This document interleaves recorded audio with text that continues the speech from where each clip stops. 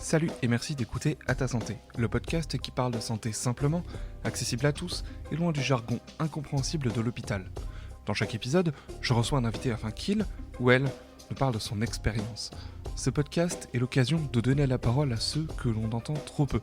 Je pense aux patients, mais aussi aux professionnels de la santé. Et pour ce deuxième épisode, mon invité c'est Marion Adeline. Elle a 23 ans, elle est étudiante en STAPS. Elle a écouté le premier épisode avec Anne et elle m'a envoyé un message, elle m'a dit qu'elle aimerait beaucoup participer. Le thème qu'elle a envie d'aborder avec nous aujourd'hui, c'est la boulimie. Je la reçois aujourd'hui. Je vous souhaite une bonne écoute. Salut Marion. Salut Théo. Comment ça va ? Ça va et toi ? Bah super. Tu m'as envoyé un message comme je disais dans l'intro pour participer à ce podcast. Le sujet que tu as envie d'aborder c'est la boulimie. C'est ça. Est-ce que tu peux dans un premier temps nous dire ce que c'est ta boulimie ? Je précise pour les auditeurs du podcast, l'idée c'est pas de parler de la boulimie en général, tu vas nous parler de ta boulimie. Et donc si jamais vous écoutez et vous êtes atteint de boulimie, c'est bien atteint ? Oui. Ça va ? Ok. Donc si vous êtes atteint de boulimie, vous sentez pas visé, si vous vous reconnaissez pas, il y a autant de boulimie qui existent que de personnes. Donc est-ce que tu peux nous parler de ta boulimie ? Oui. Alors la boulimie, la manière dont je l'ai vécue, c'était un rapport pathologique à la nourriture et à la vision de mon corps. J'avais une vision un peu déformée de mon corps, je me sentais mal dedans, je voyais trop de points négatifs, je me sentais pas du tout bien dans mes baskets. Et à côté de ça, je pouvais pas m'empêcher, si c'est pas forcément d'engloutir de la nourriture toute la journée, en tout cas de grignoter toute la journée.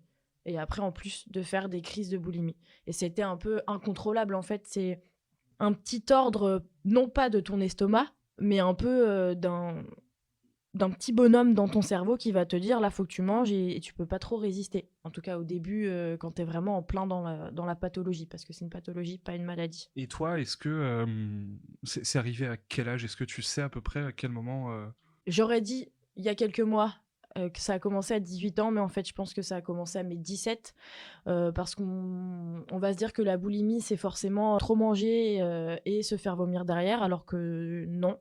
Comme je l'ai dit tout à l'heure, moi, c'était un rapport aussi pathologique à la nourriture et à la vision de mon corps. Donc, ça a commencé quand j'avais 17 ans. Moi, je suis quelqu'un de nature très gourmande de base, donc depuis que je suis toute petite. Et quand j'étais en terminale, du coup, j'ai commencé à me rendre compte un peu de l'image du corps, de comment je me voyais, comment les autres me voyaient, alors qu'avant ça, absolument pas, j'en avais rien à faire. Je m'habillais comme je voulais m'habiller, je faisais un peu attention quand même pour ressembler à une fille. Mais au collège, par exemple, j'étais plutôt garçon manqué parce que je faisais pas trop attention à la manière dont je voulais m'habiller. Et ça a commencé début terminale. En fait, c'est un été où on m'a fait prendre conscience que j'avais perdu du poids, qu'on me trouvait jolie comme ça. C'était en fait l'année d'avant, je commençais le volley. Donc du coup, je commençais le sport de manière régulière. Donc forcément, ça a eu un impact sur mon apparence. Et, et voilà. Donc cette année de terminale a été très difficile pour moi parce que j'ai perdu 3 de mes grands-parents dans la même année. Ma maman n'allait pas bien du tout, mon papa non plus. C'est en plus une année assez charnière parce qu'on te demande de savoir ce que tu veux faire tout de suite après le bac. Tu passes en plus le bac, les profs te foutent la pression. Donc moi, il y avait tout ça qui venait se mélanger dans ma tête. Et je pense que mon échappatoire, c'était la vision de mon corps, agir pour que je ne grossisse pas, être jolie. C'était, je pense, une manière de fuir un peu et de me concentrer un peu sur autre chose que les choses qui me prenaient la tête. Et en plus de ça, de manière un peu ironique, au lycée, j'étais comme cul et chemise avec une copine qui, elle, est tombée dans l'anorexie. Donc c'est un peu avec elle que j'ai démarré le fait de pas trop manger pour pas grossir, de privilégier la marche plutôt que le métro, les escaliers plutôt que l'ascenseur pour faire le moindre petit sport qui, au début, je m'en rendais pas compte. Et aujourd'hui, quand j'en parle, je me dis que pour elle, ça devait avoir un impact tellement plus important que pour moi à l'époque, parce qu'elle était, elle, déjà en plein dans la maladie. Et voilà. Après, toute cette année de terminale, c'était plus axé sur le fait de ne pas grossir, sans forcément me nourrir à m'en péter l'estomac. Euh, En revanche, ça a commencé à la fin de mon terminale, juste avant de reprendre ma première année post-bac. Un jour où je pars en voyage avec des copains. Et en fait, on prend l'apéro, on mange, on dîne. Et en fait, j'ai beaucoup, beaucoup trop mangé. Et je me suis sentie super mal. Et je me suis dit: «Là, faut que je fasse quelque chose», parce que j'avais chaud, j'avais mal au ventre, c'était horrible et j'ai été aux toilettes et pour la première fois de ma vie, je me suis fait vomir. J'ai provoqué les vomissements, de manière non naturelle, du coup et à partir de ce moment-là, je me suis dit: «Ah, en fait, quand on mange trop, se faire vomir, ça peut être une solution» et ça a commencé comme ça. Après, derrière, j'ai pas refait de crise spécifiquement. En plus, à ce moment-là, j'avais pas conscience que c'en était une. J'ai refait une crise plusieurs mois après. L'idée du corps était toujours là, l'idée de vouloir plaire, physiquement était toujours là, mais c'est seulement plusieurs mois après que la boulimie en elle-même a vraiment démarré. C'est-à-dire que j'ai à nouveau mangé et en fait, je me souviens même que la première fois que j'ai recommencé, c'était même pas avoir trop mangé, c'était de me dire: «Ce que j'ai mangé, ça me fait grossir, du coup je vais, aller purger». On dit que c'est une purge de se faire vomir. Et voilà. Et à partir de ce moment-là, par contre, ça a été la dégringolade et crise sur crise et ça s'est Et enchaîné. t'arrivais à te faire vomir combien de fois par semaine à peu près? Après, ça dépendait des périodes parce qu'il y a eu un moment où j'ai eu un pic de boulimie, mais ça pouvait aller jusqu'à tous les jours. Il y en a, ça, après, donc du coup, chaque boulimique vit sa boulimie de manière différente. Il y en a, ça va être plusieurs fois par jour, pendant plusieurs temps. Ouais, moi personnellement, c'est l'avis que j'en avais. C'est l'image que je me faisais de la boulimie, ouais. Ben, pas forcément. Ok. Après, je considère, après avoir lu plusieurs livres, après. Enfin, c'est surtout des livres en fait, parce que des témoignages vidéo, il n'y en a pas tant que ça. Mais c'est surtout après avoir lu des livres et tout que je me suis rendu compte qu'en fait, j'avais quand même un assez faible degré de boulimie qui a pris quand même une énorme place dans ma vie. Mais effectivement, il y en a, c'est tous les jours, plusieurs fois par jour. Moi, c'était plusieurs fois par semaine. C'est déjà arrivé de le faire tous les jours de la semaine, mais c'était plutôt rare. On va dire que c'était plutôt 4 à 5 fois par semaine. Mais ce qui est déjà plutôt prenant. Enfin, parce que ça a un effet très négatif sur le moral, sur la forme physique. T'es quand tu sors d'une gastro, t'es crevé, clairement. Bon, après, c'est un enchaînement. Une gastro, ça dure plusieurs heures intensifié, mais rien que de se faire vomir une fois, c'est hyper fatigant pour le corps parce que ça demande énormément d'efforts et ça a quand même des effets assez négatifs. Donc, 4 à 5 fois par semaine, ça suffit quand même pour être fatigué et être un peu au bout, quoi. On s'est appelé une fois, enfin, pour préparer le podcast, on s'est appelé et il y a une chose que tu m'as dite. euh, Tu m'as dit que toi, t'avais conscience de ta boulimie très rapidement. Mm. Je trouve ça intéressant, c'est-à-dire que, encore une fois, c'est ma vision de personne qui n'a pas de trouble du comportement alimentaire, mais ma vision, c'est plutôt de se renfermer et d'être dans le déni. Alors que toi, pas du tout. Tout de suite, t'as pu identifier que t'étais boulimique et t'as pu trouver des solutions. C'est vrai que c'est hyper. Bah, en fait, même moi, je me dis que c'est hyper étrange parce qu'effectivement, ce qu'on va se dire et ce qu'on lit beaucoup sur les TCA en général, c'est qu'il y a énormément de déni. Euh, Après, moi, je m'en suis rendu compte. Alors, la terminale, j'étais en terminale l'année 2013-2014 et ma première année post-bac, pardon, c'était 2014-2015. On va dire que tout début 2015, j'ai commencé à vraiment sombrer dans la pathologie. Et dès les premiers mois, je me suis dit, c'est quand même pas normal comme comportement. En plus, je l'avais déjà vu dans des films, pas beaucoup, mais ça m'est venu tout de suite cette idée de me dire que c'était peut-être un comportement boulimique. Et en fait, j'ai commencé à regarder sur Internet, alors ce qui normalement faut pas du tout faire, mais mine de rien, pour le coup, ça m'a quand même aidé à en prendre conscience. Et je me suis dit, ok, là, je crois que je le suis bien. Et ouais, donc 3-4 mois après les vrais débuts, tout début 2015, je me disais, et je me souviens qu'à l'époque, j'étais avec un copain à qui j'en ai parlé et qui m'a pas du tout pris au sérieux. Prise au sérieux. C'est-à-dire?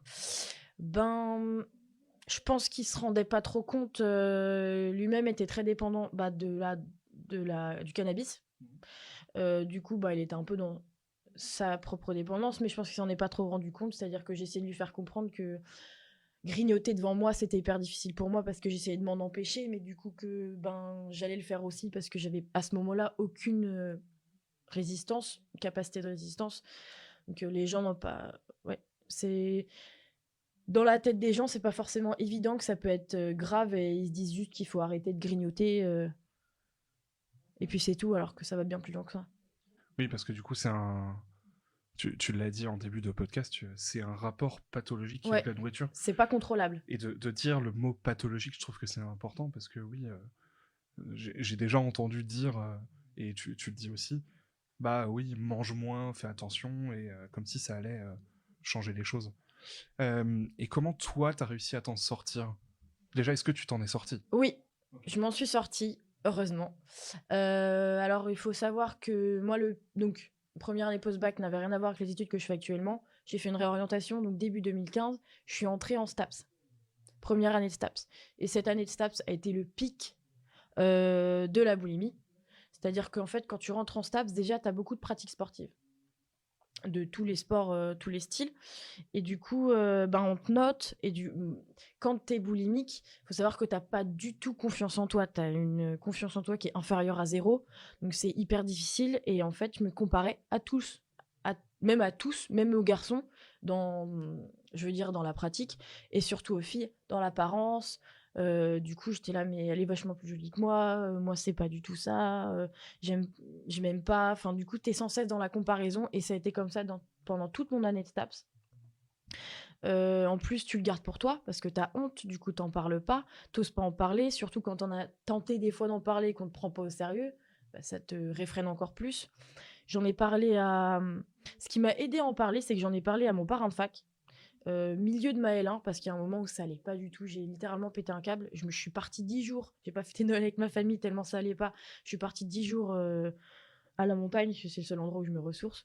Et je suis partie 10 jours avant ça, je lui en ai parlé pour qu'il sache pourquoi j'allais pas donner de nouvelles pendant un certain temps. Et il m'a dit un truc quand même qui m'a vraiment marqué et qui m'a aidé derrière à débloquer, c'est écoute, ce qui est important pour moi, donc ce qui est important pour toi est important pour moi.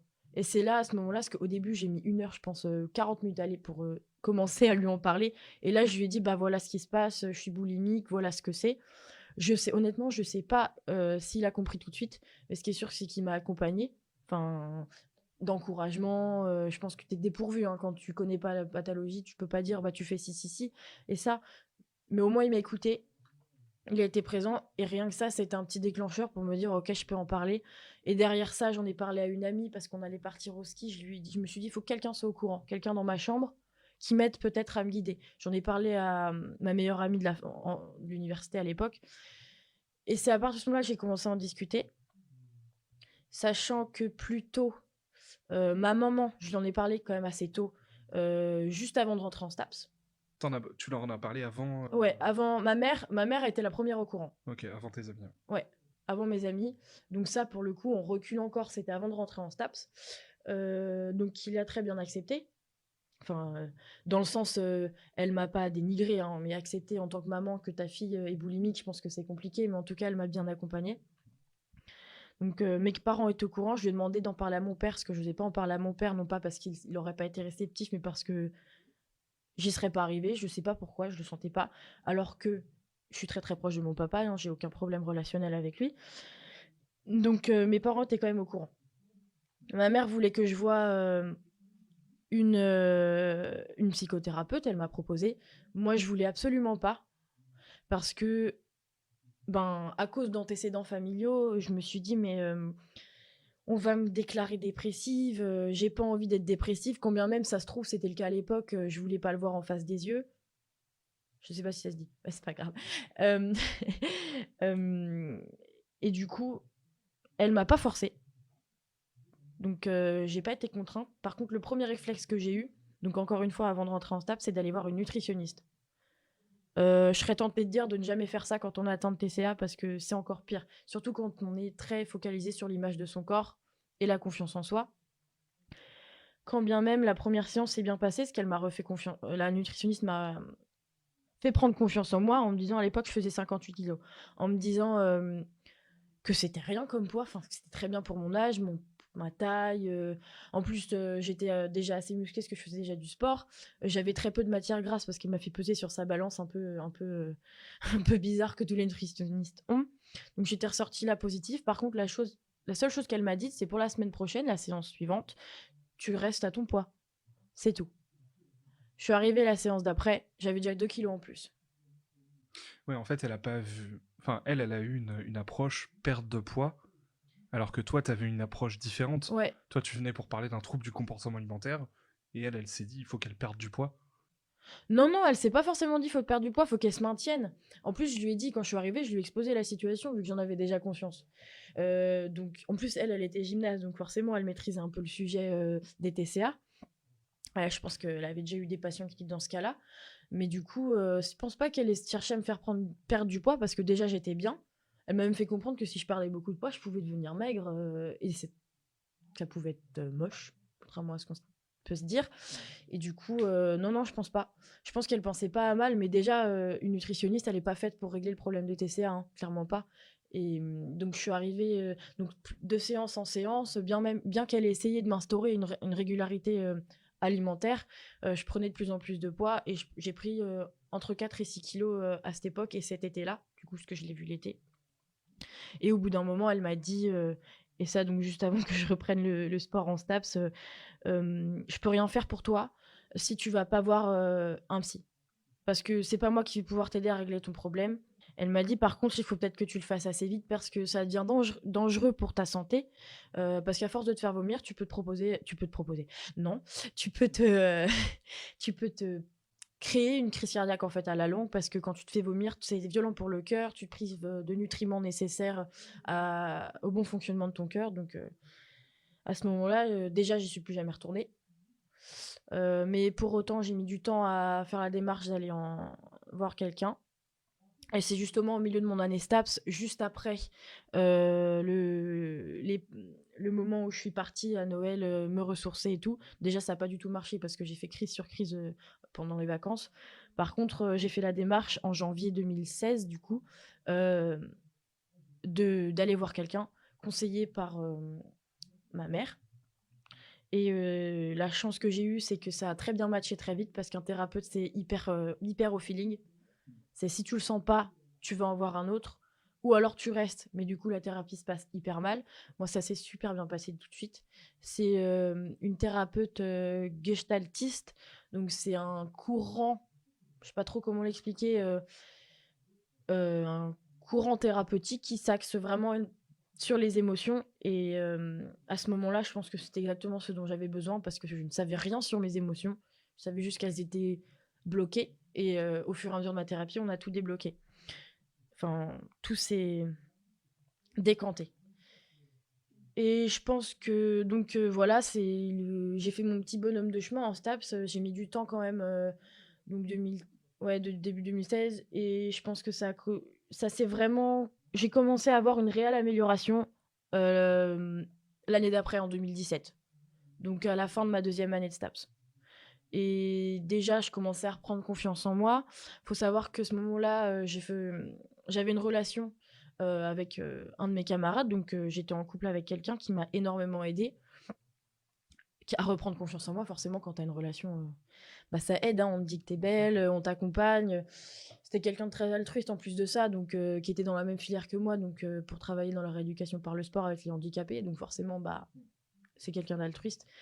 Même si ça n'a pas forcément été très simple, parce que au début de notre relation, ça faisait déjà plusieurs semaines, voire quelques mois qu'on était ensemble, et je me suis dit, donc j'étais encore en plein dans la maladie, je me suis dit, il faut peut-être que j'en parle, parce que je lui en parle, parce que c'est c'est quelque chose qui est présent dans ma vie, c'est quelqu'un avec qui je partage un peu de ma vie, donc je lui en ai parlé, et son premier réflexe, ça a été de me dire, bah arrête de te goinfrer. Donc il pensait pas à mal, mais c'est pour dire à quel point la maladie est mal connue. La pathologie, ou en tout cas il y a trop de préjugés qui tournent autour. Et enfin voilà, donc au final je lui ai expliqué, je lui ai dit mais attends, c'est pas du tout comme ça que ça fonctionne la boulimie. Donc j'ai réussi à lui faire comprendre que c'était pas juste de la volonté d'arrêter de se goinfrer en mode bon ok j'arrête de déconner là, c'était les vacances, c'était Noël, j'ai bien mangé, maintenant j'arrête. Non, c'est pas comme ça. Je lui ai expliqué que c'était contre ma volonté, que c'était comme justement quelqu'un qui fume, parce qu'il fumait à l'époque, donc je l'ai pris comme exemple. Quelqu'un qui fume, tu peux pas lui dire arrête de fumer. C'est pas comme ça que ça marche. C'est pas productif. Supprime une clope par jour. Non, c'est pas comme ça que ça fonctionne. Donc c'est comme ça que j'ai réussi à lui faire comprendre, et au final il m'a accompagnée. Et je pense que ce qui m'a aidé, c'est quand même qu'il m'a dit ben on va essayer de t'imposer un rythme de repas qu'il faudra pas. Donc ça veut pas dire te priver pendant les repas, mais Tu vois, un goûter, par exemple, je me souviens qu'on goûtait tout le temps ensemble. Il savait que ça me faisait plaisir de goûter parce que je suis quelqu'un d'hyper gourmande. Et il m'a dit, par contre, tu manges une clémentine avec. Et en fait, finalement, c'est comme ça que ça s'est instauré, où j'ai retrouvé un rythme, en plus d'une confiance en moi. Et au fur et à mesure, les crises se sont espacées et ont peu à peu disparu. Et ça, chronologiquement, c'était pendant ta prise en charge avec la Ouais. psychothérapeute? En parallèle, là, la psy, aujourd'hui, je la vois encore, hein. Donc, ça fait 4 ans que je la vois. Aujourd'hui, je la vois une fois par mois et même pas pour les mêmes raisons que ce pourquoi j'avais démarré la thérapie. Mais ça, je la voyais toujours, elle. Ok. Et je me souviens même que je me sentais tellement mieux dans mes baskets avec cette relation, avec ma thérapie, que j'en oubliais mes séances de thérapie.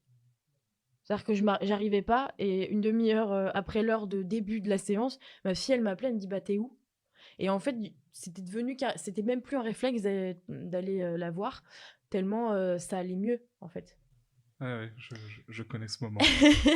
Et du coup, bon, au final, on a mis en place un système de rappel au début de la journée. Du coup, maintenant, j'oublie plus. Mais voilà. Donc, on va dire 2017 où j'ai commencé à réellement m'en sortir. Par contre, à la fin, ouais, c'est ça. Et après, quand je me suis séparée donc de mon ex, du coup, là, j'ai commencé à avoir peur que ça recommence parce que je perdais mon rythme. Et au final, j'ai réussi à résister et à me dire, ben non, maintenant, faut que tu agisses toute seule. En plus, de toute façon, j'avais toujours ma thérapeute. Faut que tu agisses toute seule.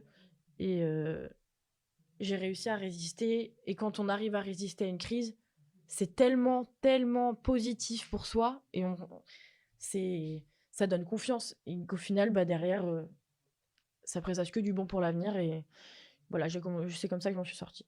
Ouais, parce que le moment qui est délicat, c'est le moment où les habitudes changent. Ouais, exactement. C'est-à-dire que tu mets en place des mécanismes pour te protéger, pour aller mieux. Et si un pilier tombe, et puis une relation, c'est quand même assez important. Ouais, surtout quand elle est longue, ouais. Ouais, c'est ça. Donc quand le pilier tombe, et c'est là je trouve que c'est bien que tu puisses le dire, enfin, t'as réussi à garder et à t'en sortir quand même. Moi, la question que je me pose, c'est à quoi ça ressemble une crise de boulimie? Enfin, à quoi ça ressemble ta crise de boulimie, pardon? Comment toi, t'as géré ça? Comment ça se passait? Ben, alors, même mes crises se ressemblaient pas toutes. C'était la plupart du temps, c'était juste, souvent, j'allais m'acheter un paquet de gâteaux que je mettais beaucoup de temps à choisir dans le rayon et j'allais le manger et après j'allais me purger, me faire vomir du coup. Et des fois, ouais, c'est ça. En fait, le plus dur, c'était à la fac. Toute la journée, tu es en présence d'étudiants qui ont pas forcément beaucoup de sous. Donc, premièrement, ils achètent pas des trucs forcément hyper sains. Et ensuite, des fois, souvent, on achète des bonbons, des gâteaux pour le goûter et tout. Et on t'en donne parce que t'es pote avec eux.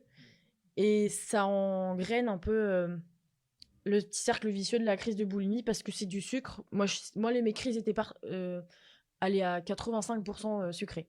C'était hyper rare que ce soit du salé. Donc, c'était toutes ces cochonneries, gâteaux, bonbons.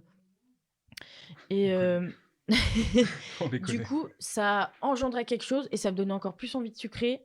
Et là, il y a l'engrenage dans le cerveau qui se passe. Parce que moi, ça vient pas de l'estomac. Hein. C'est pas de l'estomac, c'est pas ta faim. T'as besoin de te remplir. Sauf que tu te remplis, tu te sens mal, tu culpabilises parce que tu prends du poids. Donc derrière, tu vas purger. Et au final, c'était comme ça que ça commençait. Donc soit derrière, j'allais me racheter encore un truc sucré, ou alors je sortais de cours, je rentrais chez moi. Moi, je suis quelqu'un qui marche énormément. Du coup, je faisais une partie du chemin à pied. Et sur le chemin, il y a des boulangeries, il y a des carrefours, il y a des Lidl. Et en fait, il y a des moments où je me souviens que je faisais un peu un espèce de périple. Avant d'atteindre ma station de métro, j'allais à la boulangerie, j'achetais une viennoise au chocolat, je la mangeais. Boulangerie d'après, j'achetais un pain au chocolat, je la mangeais, etc. Jusqu'à ce que je rentre chez moi. Et t'as quelle sensation quand tu rentres dans la boulangerie? Est-ce que tu te rends compte de ce que tu fais? Ouais. T'es honteux, mais enfin, moi, je me sentais honteuse. Et tu rentres dans la boulangerie et tu sais très bien, tu dis: «Non, mais tu peux encore sortir, tu peux encore sortir». Mais non, mais tu le fais parce que c'est plus fort que toi, en tout cas quand tu es au cœur de la pathologie et tu le fais, tu ressors et bah, tu pas fier, hein. Il y a des moments où ça m'est déjà arrivé de finalement donner ma viennoise à un SDF que je croisais sur le chemin. Donc déjà, ça me déculpabilisait parce que je faisais, d'une pierre deux coups. Je faisais, ma BA de la journée, comme on dit et en plus de ça, je n'introduisais pas, l'aliment dans mon corps et ça faisait un truc de moins qui me faisait grossir. C'est vraiment comme ça que je le réfléchissais, hein et voilà. Après, bien avant, il y a eu des moments où, tu sais, quand tu vas à une réunion familiale, il y a toujours énormément de nourriture. Je me souviens que j'engloutissais en mode, «Ah j'aimerais bien goûter ça, je l'aurai pas demain donc il faut que je le goûte maintenant». C'était vraiment comme ça que ça se faisait et il y a des moments où je me sentais tellement mal. Ça aussi c'est considéré comme enfin moi que c'est quelque chose que je considère comme une crise, que tu as quand même conscience que tu es en train de t'empiffrer littéralement et après tu rentres chez toi. Je me souviens d'une fois, j'étais en Normandie. On avait un anniversaire, donc il y avait plein de choses à manger. J'ai énormément mangé. J'en avais mal au ventre tout le trajet pour rentrer sur Paris. Je suis arrivée chez moi, j'ai purgé. Et entre le moment où, où j'ai mangé et le moment où j'étais dans ma salle de bain au-dessus de ma cuvette, ben il s'est passé 3 heures de temps quand même. Donc voilà, en fait, mes crises, elles se ressemblaient pas toutes. Et pendant ces 3 heures, tu ne penses qu'à aller vomir? Exactement. Ok. C'est En plus, j'avais hyper mal au ventre parce que j'avais bah, trop mangé. Donc, t'as chaud, t'as mal à la tête, enfin, c'est horrible. Et ouais, tu penses qu'à ça. Tu te dis, quand je vais rentrer, ça va aller mieux. Quand je vais rentrer, ça va aller mieux. En plus, je vais éliminer ce que j'ai mangé. Enfin, c'est une obsession. Et est-ce que ça va mieux après? Alors, déjà, il y a différentes situations. Il y a les situations où t'arrives pas à te faire vomir, ça sort pas. Et ça, c'est super frustrant. Parce qu'il faut savoir que, enfin, moi en tout cas, quand je faisais plusieurs crises dans la semaine, au bout d'un moment, j'arrivais plus à purger. Et du coup, ça devient une angoisse de se dire, j'ai pas réussi à éliminer ce que j'avais mangé, donc je vais grossir. Et là, ça devient angoissant, ça devient une angoisse, ça devient une obsession de te dire, tu vas grossir, tu vas grossir, tu vas grossir, sachant que je passais sur la balance au moins 5 fois par jour. Que je fasse une crise ou pas dans la journée, pour vérifier que je bouge pas, sauf que déjà, donc il y a plusieurs écoles, hein. Il y en a qui te disent de te peser le soir, d'autres le matin, à jeun, pas à jeun. Moi, je pense surtout qu'il faut se peser au même moment de la journée, voilà. Donc moi, je me pèse le matin à jeun. Et par contre, à cette époque-là, c'était tous les jours. Donc quand tu vois, donc je me pesais avant de me purger, après, et ça m'est déjà arrivé de me dire, non, encore un peu là. Là, c'est encore trop. Et je retournais au-dessus des toilettes. Ok. Donc c'est vraiment quelque chose de... C'est obsessionnel, c'est malsain, c'est un cercle vicieux. En plus, t'es toute seule là-dedans, donc c'est hyper... c'est violent. Violent pour l'esprit et violent pour ton corps. Donc c'est dangereux, c'est tout ce que tu veux. Enfin... Et je me souviens même que... c'est pas facile de dire tout ça quand même. Mais il y a même j'en suis arrivée à un point où je savais quel aliment était plus facile à vomir que d'autres. Et même parfois, combien de temps après avoir mangé, enfin mangé, c'est même pas manger le terme, c'est après m'être empiffré, combien de temps après c'était le plus efficace d'aller aux toilettes. C'était vraiment c'était devenu un mécanisme. Bah c'est flippant en fait. Là avec le recul, moi j'entends ça, ça me fait peur. Donc c'était devenu, ça a pris des proportions mais complètement hallucinantes. Oui, parce que, en fait, je pense que ta vie ne tournait qu'autour de ça. Exactement. Donc forcément, tu te mets à réfléchir ce qui va sortir le mieux. Enfin, c'est non, enfin, moi je trouve ça cohérent ce que tu dis. Alors oui, ça peut se paraître flippant. Encore une fois, si des gens écoutent et font ça, faut... c'est pas non plus parce que plusieurs fois t'as dit un mot euh, qui moi m'interpelle. T'as parlé de honte et du coup tu te sens honteuse. Ce sentiment il est fort Parce que d'avoir honte de soi, Ouais, c'est quelque chose qui est fort. Ouais. Tu te juges, en fait, tu te juges toi-même. Tu te juges déjà d'avoir cédé à la tentation de t'empiffrer. Tu te juges de céder à la faiblesse, c'est comme ça que je le voyais, d'aller te faire vomir derrière. Et en fait, tu t'imagines au-dessus de la cuvette et tu te dis, mais c'est quoi cette situation dans laquelle je me mets moi-même? Enfin, c'est quand même la position au moment où tu vomis, c'est quand même une situation risible parce que quand t'es bourré, complètement bourré, et que tu vomis tellement t'as bu, et que t'as tous tes potes autour qui se foutent de toi, et moi j'en entends encore parler de mes grosses cuites, mais j'ai des copains qui m'en parlent encore. Donc et ben là c'est la même situation, sauf que t'es le seul à le savoir, le ou la seule à le savoir, mais tu te dis, mais si on me voyait, mais qu'est-ce qu'on dirait de moi? Comment on me verrait? Là j'ai l'impression d'être une merde. Ouais, t'as une vision tellement péjorative de toi-même que, en même temps, tu te mets dans des situations. Enfin, c'est quand même un cercle hyper, hyper vicieux, j'arrête pas de le dire, mais tu te mets dans des situations toi-même, personne ne t'y force, mais tu te contrôles pas. En tout cas, pas tant que tu as fait les démarches pour te faire soigner. Et en plus de ça, c'est dangereux pour ta santé. En fait, c'est même une forme de mutilation parce que tu dérègles complètement ton système, le système de ton corps. Je me souviens même, les anorexiques, par exemple, elles ont des périodes d'aménorrhée, elles ont plus leurs règles. Moi, je sais que ça me déréglait mes menstruations. Ok. Pas énormément parce que, encore une fois, je pense que je suis pas le pire degré de boulimie qui existe, mais ça quand même jusqu'au stade où je vomissais du sang, où j'avais mes règles qui étaient décalées, alors que je prends la pilule. Donc quand t'as la pilule, généralement c'est quand même assez régulier. Ça me déréglait totalement, et en plus, encore une fois, à force de te faire vomir, le cœur il fatigue, et au bout d'un moment, ça me rendait paranoïaque même. Quand j'étais à la piscine, enfin en train de faire de la natation, pardon, euh, en STAPS, que tu dois faire 800 mètres le plus vite possible, mon cœur il pompait tellement, je me suis dit, mais un jour, on va me retrouver dans la piscine. C'était inanimé. Alors que pas du tout. Enfin, au final, même aujourd'hui, je suis quand même en bonne santé. Les fois, dès que j'ai eu au moment où je vomissais du sang, par exemple, j'étais chez le médecin, il m'a prescrit une fibroscopie, donc que j'ai faite. Il y avait rien à signaler, donc c'était juste dû à l'irritation de ma gorge à force. Mais quand même, ça veut dire que j'ai une plaie ouverte dans la gorge, quoi. Enfin, même si elle est minime, si c'est juste râpé, c'est quand même quelque chose. Ça brûle.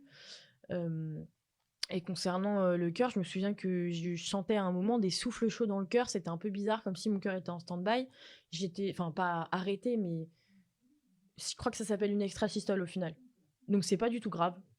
Je sais même pas si c'est dû à ça. Et encore le cardiologue, parce que du coup j'ai été voir un cardiologue, et ça c'était récent, c'est récemment, c'était l'année dernière que j'ai été le voir.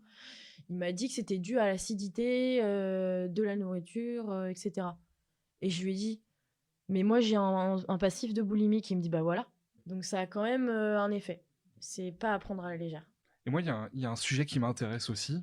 On va sortir un peu de ce que tu disais. C'est que quand on se renseigne sur la boulimie, je me suis pas mal renseigné avant de faire cet entretien, on parle beaucoup des femmes. Ouais. Donc les troubles du comportement alimentaire sont liés majoritairement aux femmes, même s'il y a des hommes qui sont concernés. Est-ce que tu penses que le fait que tu sois une femme joue dans le fait que tu sois boulimique? Oui, c'est même sûr. Après, effectivement, on a l'impression que l'anorexie, la boulimie, par exemple, ça touche beaucoup plus les femmes. Mais c'est peut-être vrai. Les femmes, parce qu'en fait, l'image de la femme, on voit surtout l'image de la femme idéale, et même pas forcément de l'homme idéal. Parce que tu as tous les magazines féminins qui te montrent des mannequins. Aujourd'hui, un peu moins quand même, mais c'est rare de voir des photos de femmes en surpoids, bien qu'elles soient très jolies, parce que c'est pas l'idée que la société a de la femme idéale. Donc oui, ça joue. Après, les troubles du comportement alimentaire, je pense qu'il y en a qui vont plus concerner les femmes, d'autres qui vont plus concerner les hommes. Je pense à l'anorexie inversée, par exemple. Tu peux expliquer ce que c'est Ouais, l'anorexie ouais, ouais, inversée? si je me trompe pas, parce que je suis pas spécialiste, c'est le fait de justement vouloir prendre de la masse musculaire et du coup de manger protéines, viande blanche, etc. Mais à un point, c'est pareil, si tu manges que ça te déglingue le système immunitaire. Et c'est ça l'anorexie inversée, c'est le fait de prendre le plus de masse musculaire possible. Ok, je connaissais pas moi personnellement. Bah voilà. Mais après, il y a plein de troubles du comportement alimentaire. Il y a l'orthorexie, la bigorexie, dont on n'entend pas du tout parler. Mais voilà. Mais le fait d'être une femme, personnellement, oui, ça m'a complètement, je pense, influencée parce que donc moi, je m'intéressais pas du tout à l'image de mon corps, avant mes 16 ans, on va dire, jusqu'à ce qu'on me dise, jusqu'à ce que je perde du poids de manière complètement, involontaire et qu'on me dise: «Oui, t'es jolie, oui, ça te va bien», et heu et en fait, quand j'étais petite, j'étais plutôt garçon manqué et je vais remettre dans le contexte. Les TCA, on dit que ça vient souvent de la mère. Étrangement ou pas, ça a peut-être des statistiques qui le prouvent et tout, mais bon, les statistiques, c'est quand même contestable. Moi, je suis pas d'accord pour en faire une généralité. Je pense pas que ça vienne de ma mère, parce que ma mère ne m'a jamais foutu la pression concernant l'image de mon corps, de mon poids, même vestimentaire. Par contre, tous les étés, moi, depuis que je suis née, je vais chez ma marraine. Ma marraine qui est une très belle femme, qui a 2 jumelles qui sont très jolies aussi, qui sont l'opposé de moi parce que, elles sont brunes, elles sont grandes, elles sont bronzées. Moi, je suis blanche, les blondes aux yeux verts, sportive, plutôt jean basket, que talons et tailleur. Mais je sais que quand j'étais petite, à l'époque, quand j'étais garçon manqué, elles essayaient un peu de me transformer en fille. Donc, à ce moment-là, ça m'impactait pas vraiment, mais quand je suis rentrée au lycée et qu'on m'a dit, enfin rentrée, ouais, fin lycée, qu'on m'a dit que c'est elle, en fait, c'est ma marraine qui m'a dit: «Mais t'as perdu du poids, ça te va bien, t'es jolie comme ça». Et je me souviens que du coup, pendant plusieurs années, quand j'allais chez elle, j'essayais de lui plaire à elle. Un peu comme si, enfin, je voulais lui plaire. Je me disais: «J'espère que je vais lui plaire, qu'elle va pas me dire que j'ai grossi», alors que ça se trouve, elle me l'aurait même pas dit, mais quand même ça c'est le cas, hein, mais et du coup, c'était devenu un peu une prise de tête annuelle, parce que généralement je les vois que l'été, et ça a énormément joué, je pense. C'est pas leur faute, ça partait pas du tout d'un sentiment malveillant. Je pense que c'était pour bien faire, elle pensait bien faire, il y a aucun problème, je lui reproche rien. De toute façon, c'est moi aussi qui ai interprété de ma propre vision, parce que c'est mon aperçu vu de ma fenêtre. Mais effectivement, le fait d'avoir voulu me rendre fille, ça, aujourd'hui je le suis, hein, je suis plus féminine qu'avant, enfin, selon les, les Selon la normes, société. selon les normes, aujourd'hui ça va très bien, hein. Je les vois sans problème, je suis bien dans mes baskets, on est toutes les trois très jolies, mais chacune à notre sauce. Mais pendant une époque, je me sentais pas du tout à la place et je me sentais mal à l'aise par rapport à elle. Donc je pense que ça, plus le mal-être que j'ai eu en terminale et tout, ça a été un surplus et ça a vachement joué. Donc oui, la féminité, ça, ouais, complètement, complètement. En fait, je te pose cette question, elle est pas anodine, parce que c'est vrai que t'en as parlé dans ta réponse, la société donne l'image idéale de la femme, euh, alors donne l'image aussi idéale de l'homme, mais les hommes, on arrive plus à se détacher de cette image, Ouais. alors que de mon point de vue, les femmes ont tendance à se comparer, c'est ce que tu disais dans ta réponse. Mm.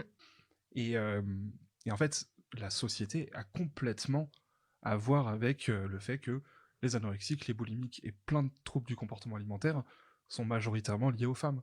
Ouais. Parce que la minceur, alors évidemment, ça l'est beaucoup moins parce qu'il y a eu des actions aussi pour que la société change, et elle change et c'est tant mieux. Mais il y a encore quelques années, sur les plateaux enfin sur les défilés de mode, il était hors de question de voir une personne ronde. Non, c'est clair. Maintenant, on a des mannequins grande taille qui défilent, on a des magasins grande taille qui existent, et je trouve que c'est bien, c'est positif. J'ai un peu digressé sur le sujet, mais moi, c'est un sujet qui m'intéresse beaucoup. Et ouais, la société, elle est très dure avec les femmes, avec le comportement alimentaire. Ouais, je suis d'accord avec toi. Et le pire, c'est que ce qui m'a aussi aidé à prendre du recul sur ma propre vision de mon corps à moi, c'est de me dire, mais en fait, enfin, forcément, dans ta maladie, tu rencontres énormément de gens, et les deux nanas que je trouve les plus jolies que j'ai jamais rencontrées, c'est des nanas rondes. Vraiment. Alors qu'il y en a qui sont hyper bien fichues, entre guillemets, parce qu'elles sont proportionnelles, tout ce que tu veux, ventre plat, mais les nanas auxquelles je pense là, c'est vraiment des femmes magnifiques, mais qui ont plus de forme que moi, ça c'est sûr, sans être énorme au sens dont on imagine, mais effectivement, C'est dommage quand même que la société veuille faire introduire dans les esprits que l'image de la femme idéale, c'est une femme mince, proportionnelle et tout, ce que c'est pas vrai. Ben, c'est un peu cliché ce que je vais dire, mais ce qui fait la beauté de chacun, c'est la particularité de chacun. Donc, tu vas toujours plaire à quelqu'un de toute façon. Il y en a pour tous les goûts, comme on dit. Tout à fait. Mais ouais, c'est vrai que cette société un peu vicieuse joue beaucoup sur les TCA, malheureusement, et pas que d'ailleurs. Parce qu'elle joue sur les esprits sans passer forcément par les TCA. Mais après, les hommes, je pense qu'il faut pas même les exclure des TCA parce que, en fait, la TCA, ça vient pas de base de l'image de toi-même. Le trouble du comportement alimentaire, ça peut venir d'un truc qui n'a rien à voir. Ça peut venir de ta grand-mère alcoolique quand t'étais enfant, qui n'a rien à voir avec l'image de toi-même. Je dis ça parce que c'est un peu mon histoire aussi, donc ça vient énormément de ma grand-mère. Donc mine de rien, c'est quand même un aspect maternel.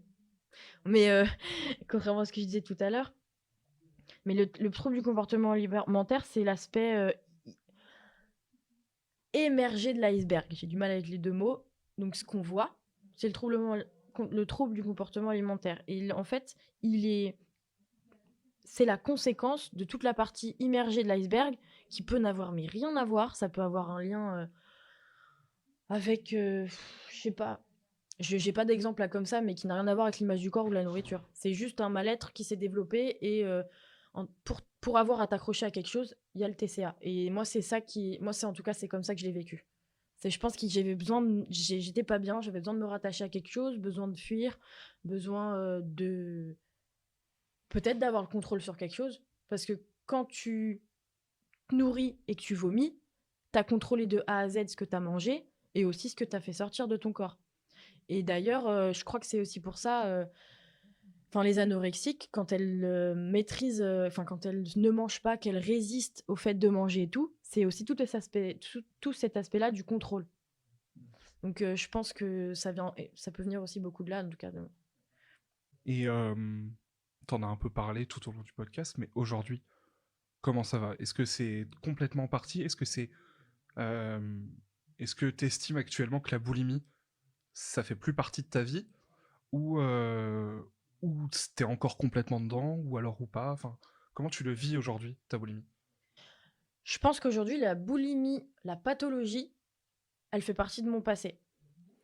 Après, je pense que malheureusement, c'est quand même, vu que ça fait partie de ton histoire, c'est quand même un sujet, comment dire, c'est un antécédent de santé qui a eu un effet sur ton corps. Donc après, plus ou moins en fonction des personnes. Moi, je pense qu'en termes de santé, ça n'a pas de conséquences. Mais quelqu'un qui a été anorexique pendant un certain temps, ou même un boulimique pendant 10 ans, parce que j'ai eu des témoignages où c'était 10 ans, je pense que ça reste, ton corps, il doit être un peu meurtri. Donc c'est quelque chose qui fait forcément partie de ta vie jusqu'à la fin de ta vie. Maintenant, moi, personnellement, aujourd'hui, la boulimie, j'en suis guérie, j'en suis sortie. Par contre, ça peut m'arriver, de manière très espacée, mais ça peut m'arriver de faire des crises de boulimie. Je pense que c'est important à dissocier. C'est-à-dire que réaction au stress, je vais manger et du coup je vais me dire ah bah non, et ça m'est déjà arrivé même récemment, hein, je l'avoue, je suis pas fière de moi, mais de faire des crises de boulimie. Mais je suis guérie, c'est-à-dire que je peux encore avoir le contrôle sur le fait de me dire certainement pas ma cocotte, aujourd'hui t'en fais pas, même si là t'en as l'envie. Je sais reconnaître un peu la manière dont ça démarre, même totalement puisque j'en sors, et du coup j'ai la maîtrise dessus, et aujourd'hui ouais, j'en suis sortie. Par contre, l'aspect de confiance en moi, par exemple, il est encore difficile aujourd'hui. Il y a plein de trucs sur lesquels je vais douter de moi, mais par contre, dissocier de l'aspect de mon corps ou la nourriture, ou là-dessus, je suis tellement plus libérée. Enfin, je me prends plus la tête. Si j'ai envie de me faire de burgers de suite, je le fais sans me dire que c'est une crise de boulimie, parce que c'est aussi très très compliqué de se dire là, faire la différence entre le fait de te faire plaisir et le fait que c'est une crise. Il y a cette différence-là qui est dure à choper. Moi, je la chope. Je sais que c'est bon. Je sais faire la différence.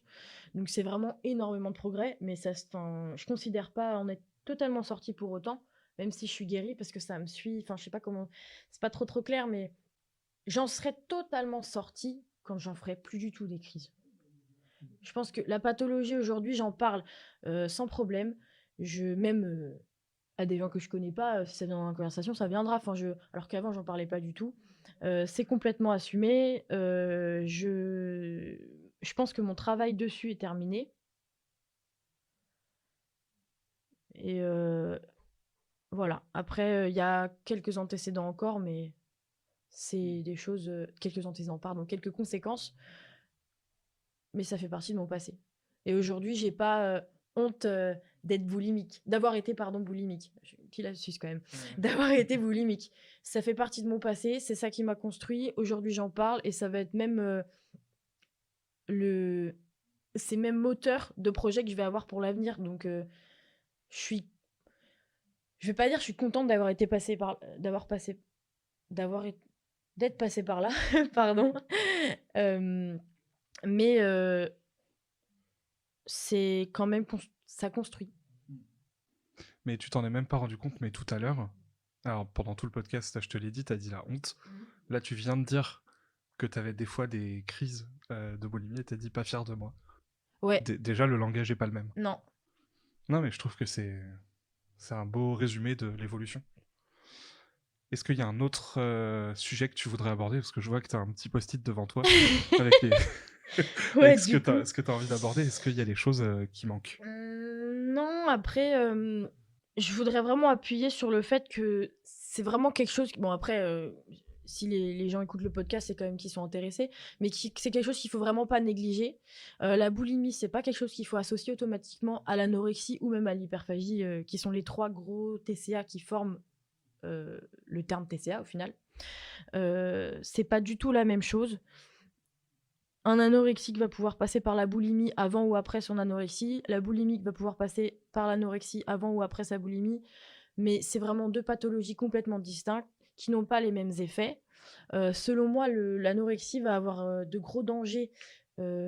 Alors, mentaux, ça c'est clair, et aussi physiques, parce que c'est très traumatisant pour le corps. Donc c'est ça généralement qui amène à l'hospitalisation, parce qu'en fait le corps n'a plus l'énergie suffisante, c'est source de malaise, même de crise cardiaque et tout. Que la boulimie va y avoir surtout un aspect psychologique et aussi santé physique, mais je pense quand même un peu moins. Mais les deux sont à considérer avec autant de danger et autant de délicatesse, parce que un boulimique est très dissimulateur. Moi, je sais que j'ai fait des crises en ayant quelqu'un dans mon appartement au même moment, sans que la personne ne l'ait remarqué. C'est-à-dire que c'est pas très écolo en plus, t'allumes tous les robinets possibles pour pas que ça s'entende. Et donc tu restes tout seul, et au fur et à mesure, il y en a qui arrivent jusqu'à se suicider tellement ils se sentent seuls. Et il faut savoir que j'en avais parlé avec une intervenante en activité physique adaptée qui travaille auprès de personnes atteintes de TCA, et elle m'a dit mais les boulimiques, c'est 100% de taux de réussite de suicide. Ce chiffre que tu m'as donné, il est ouf. Ouais. Un boulimique, il suicide. C'est pas, il se loupe pas, et c'est horrible à dire, mais c'est quelque chose dont il faut avoir conscience, parce que c'est grave, quoi. On n'est pas assez pris en compte, malheureusement, ou alors on est trop caché derrière l'anorexie, justement, parce que je te l'ai dit à toi tout à l'heure, mais j'ai regardé des vidéos, j'ai essayé de chercher des choses, et tu vois beaucoup de témoignages anorexiques sur tout ce qui est Combini, Brut, je sais plus, mais j'ai vu Combini, Nous sommes fraîches, et d'autres médias. Mais j'ai cherché sur ces mêmes médias la boulimie, j'ai rien trouvé, quoi. Pour aller un peu dans ton sens, moi, pour préparer cet entretien, j'ai voulu aller à la FNAC pour trouver des livres. J'ai eu beaucoup de mal à trouver de livres qui parlaient que de boulimie. C'est-à-dire que en fait, tu m'en avais déjà parlé, c'est pour ça que j'étais un peu... c'est pour ça que je pense que j'ai cherché que de la boulimie, parce que tu m'en avais parlé au téléphone avant que j'aille à la FNAC. Tu m'avais dit, moi je veux parler de la boulimie, et je veux bien dire que c'est différent de l'anorexie, ce que tu m'as dit. Et donc j'ai cherché quelque chose qui traitait vraiment que de la boulimie, et c'est très compliqué. Ouais. Par contre, des livres d'anorexie, ça, il y en a plein. Ça, c'est... J'aurais eu aucun problème à trouver des livres d'anorexie. Par contre, boulimie, j'en ai trouvé 3, ils sont sur la table, devant toi. Et c'est les 3 qu'il y avait à la FNAC, et j'ai dû faire 2 FNAC. Quand même. J'ai fait 2 FNAC pour trouver 3 livres qui parlent de boulimie. De toute façon, je mettrai les liens des livres en description. Et toi, t'as d'autres livres? Ouais, en fait, l'année dernière a commencé a germé dans ma tête le fait de faire une sensibilisation sur les TCA et je me suis dit que j'aimerais bien lire des bon après plus ça approche, boulimie du coup les livres que j'ai lus mais lire des livres sur le sujet mais justement, je voulais pas du tout de trucs scientifiques. Donc je me suis renseignée sur internet et j'ai, trouvé alors sachant qu'avant on m'avait déjà parlé d'un livre qui s'appelle, Bianca de Loulou Robert, que je conseille à tout le monde. C'est une copine qui le lisait justement, qui est quand même assez accessible. Donc c'est une anorexique qui raconte son parcours. Et c'est très intéressant, c'est hyper, je vais pas dire humour noir, mais c'est un peu cynique. Enfin, la narratrice, parce que je suis pas sûre que ce soit l'auteur, a beaucoup de dérision d'elle-même et tout, mais ce livre est vraiment hyper intéressant et très accessible pour n'importe qui et m'en lire tout simplement, même sans forcément sur ce sujet. Après, j'ai lu 2 livres de Valérie Rodrigue, donc ces 2-là, j'ai eu du mal à les trouver parce qu'ils sont pas à la Fnac justement, ils sont tellement vieux que je les ai trouvés sur Amazon, mais bon, tant mieux, je les ai trouvés à 2 € au lieu de leur prix initial.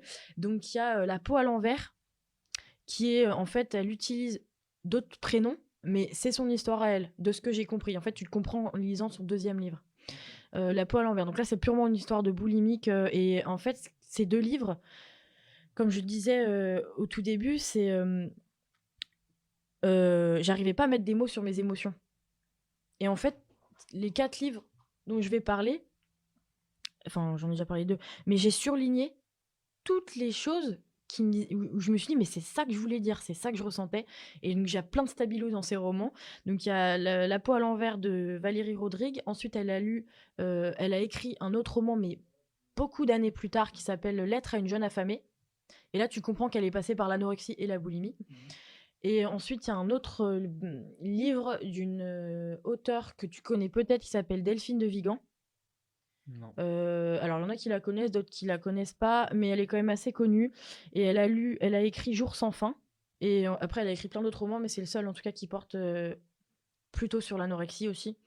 Mais du coup, c'est quand même des romans forts qui permettent de comprendre un peu ce qu'un boulimique peut vivre, même si c'est pas, la même histoire pour chaque, TCA. Mais c'est 4 livres qui sont très intéressants à lire, je te renverrai les titres. Ouais. C'est plutôt des témoignages sous forme, c'est romancé. C'est pas du tout scientifique ou quoi. C'est une histoire quoi. Mais c'est plutôt témoignage, sachant que même Delphine de Vigan, il me semble qu'elle a été anorexique. Et mais c'est pareil, je crois qu'elle utilise d'autres prénoms. Enfin, en tout cas, il n'y a pas Delphine qui apparaît dans le livre, donc elle utilise d'autres prénoms, mais c'est son histoire qu'elle raconte. Ok, très bien. Bah, je mettrai en description du podcast toutes les références au livre. Carrément. T'as d'autres choses à dire? Là, comme ça, non, c'est. Ok. Je t'avais prévenu en amont du podcast. Je t'avais demandé de préparer une carte blanche. Donc c'est un peu le moment sans montage où je te coupe pas, où je te laisse parler. Ouais, du coup, donc moi je reste dans le thème. J'ai rencontré il y a peu Céline Casse, qui est la fondatrice d'une plateforme qui s'appelle Stop TCA, donc Stop Troubles du comportement alimentaire, qui est une plateforme qui permet à des patients de bénéficier de thérapie, entre autres. Je me souviens plus de la totalité. Mais en fait, cette dame, elle recrute pas vraiment parce que c'est des prestataires qui ne travaillent pas que pour elle, ils font autre chose, mais des professionnels spécialistes des TCA qui proposent leurs services pour des patients de manière à distance en fait, par téléphone ou par visioconférence. Et du coup, elle m'a déjà dit, c'est tout bébé, hein, ça a 4 mois, c'est tout récent, mais elle a déjà eu plusieurs patients, dont certains qui viennent des dom-tom, pardon. Donc c'est vraiment réseau français, mais ça peut être partout sur le territoire. Donc c'est super intéressant. Après, ça nécessite forcément avoir déjà conscience pleinement de sa pathologie et d'avoir fait la démarche de, de se faire traiter, sachant que c'est quand même le plus gros travail de l'avoir accepté et d'aller vers un professionnel, enfin vers une personne tierce. Mais du coup, je conseille. Moi, j'ai pas eu à tester parce que j'en étais déjà sortie avant. Mais voilà, j'espère pouvoir travailler avec elle d'ailleurs sur une sensibilisation éventuelle. Mais voilà. Donc je vous conseille d'aller voir, je te redonnerai le site pour que tu puisses le mettre dans la description, parce que là je l'ai plus en tête précisément. Mais en plus c'est super attractif, il y a des couleurs, c'est instinctif aussi d'aller visiter un peu, puis même par curiosité c'est intéressant. Moi j'ai déjà fait le tour et c'est quand même assez bien fait. Et est-ce qu'une personne, justement, qui écouterait ce podcast et qui se reconnaît dans ton histoire, ou plus ou moins dans ton histoire, est-ce qu'elle pourrait consulter pour avoir un avis et savoir si elle souffre ou il souffre de troubles du comportement alimentaire? Tout à fait, c'est ouvert. Si on se pose la question, on y va et puis si jamais, il s'avère que c'est autre chose, les professionnels qui quand même traitent pas que ce sujet-là, vous redirigeront, les sceptiques, comme on pourrait non, mais ceux qui se posent la question, oui, tout à fait. Sachant que j'ai oublié de le préciser, mais cette plateforme, elle accompagne aussi les proches, des patients. Ah, c'est bien ça. Parce que j'en ai pas parlé, mais les proches sont quand même assez désarmés et ne savent pas, sauf s'ils sont passés par là aussi, mais de quoi il s'agit. Et généralement, ils sont complètement dépourvus, ils savent pas trop comment agir, s'il faut forcer le patient ou pas à aller voir quelqu'un, ou s'il faut au contraire lui laisser champ libre. Enfin, je pense que ça peut être très intéressant pour les proches de pouvoir bénéficier de cette aide-là aussi, parce que moi je sais que mes parents, ils s'en doutaient vraiment pas. Enfin, je pense qu'ils ont été assez surpris. Ma mère en avait parlé à son conjoint de l'époque, qui lui m'a dit mais j'aurais jamais deviné. Enfin, pourquoi, comment? Donc c'est vraiment très désarmant quand on apprend ce genre de pathologie qui en plus est tellement peu connue qu'elle peut faire peur, mine de rien. Et quand on en apprend les conséquences, ça fait encore plus peur. Donc c'est bien aussi de pouvoir bénéficier de professionnels qui accompagnent les proches dans la thérapie dans le soin du patient. Ok, trop cool. Je mettrai toutes les infos en description du podcast. Je vous invite à aller voir ce site et moi, j'irai aussi. Merci beaucoup d'avoir participé à ce podcast. C'était merci trop à cool. toi. Salut Marion. Salut Théo. Voilà, c'était le 2e épisode Data Santé. Je remercie Marion d'avoir participé, merci à elle pour sa confiance, et merci à vous de nous avoir écoutés. Vous retrouverez tous les liens et les références cités en description. Vous pouvez partager et commenter cet épisode. Je compte aussi sur vous pour laisser plein d'étoiles sur iTunes. Ça permet un meilleur référencement du podcast. Enfin, merci à Maxime Martin pour l'identité visuelle du podcast et pour ce magnifique logo qui me représente si bien. Je vous mets son contact en description. Si vous souhaitez partager votre expérience, n'hésitez pas à me contacter via mes réseaux sociaux ou par mail, je me ferai un plaisir de vous répondre. Je vous dis à dans un mois pour le prochain épisode. Salut!